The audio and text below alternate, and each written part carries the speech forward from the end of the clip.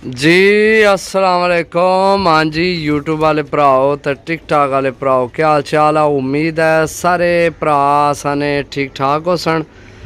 असाने भरावां ना शौक भी अच्छा जा रहा सी। मैं गुलाम मुस्तफा तुसी देखण लगे हो पुआंच पिजन चैनल। जी दोस्तों टोटल 11 पीस टोटल माशाल्लाह चीज़ां चेक कर लो। तुहाडियां अखां ने सामने दा बिल्कुल जनाब बड़े मुनासिब रेट थे। ये जनाब 11 पीस ने 6,500 रुपये ने 6,500 रुपये ने 11 पीस ने। चेक कर लो जनाब। जोड़े भी तुहाडे बन जासन उड्डण वाले भी माशाल्लाह बड़े अच्छे है। मादी है सही है, यह भी मादी है जनाब सही है। ए भी मादी है सरकार, ए भी मादी है माशाल्लाह। चेक करो चीज़ां चेक करो माशाल्लाह अच्छियां चीज़ां ने सही है। ए विच ए भी मादी है, ए नारे सही है। ए भी मादी है।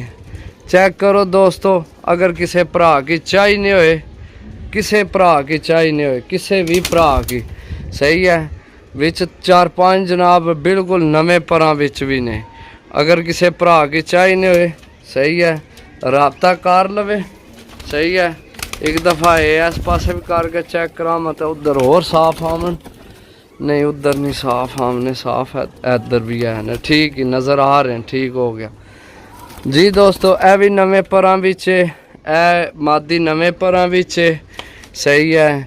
ओ जिसकी पोटे का रंग लगे भी नवे परां विच, कुछ नवे परां विच ने, कुछ जनाब जोड़ियां विच भी इस्तेमाल हो सकने। तुहाडे अच्छे कबूतर सही है। चेक करो माशाल्लाह अच्छियां चीज़ां ने। 6,500 रुपया फाइनल है सही है। बिल्कुल तैयार भी है ने विच ए भी नवे परां विच, ए भी नवे परां विच, ए नवे परां विच, ए नवे परां विच सही है। ए मादी नवे परां विच सही है, ए भी नवे परां विच। बाकी जनाब देख लो 6,500 रुपये ने 11 पीस ने। अगर किसी भरा नहीं समझ चावण चीज़ां बड़ियां अच्छियां ने। बाकी अपनी अपनी हर बंदे ने पसंद होनी है। ए कबूतर जनाब कनियां सट गया सही है।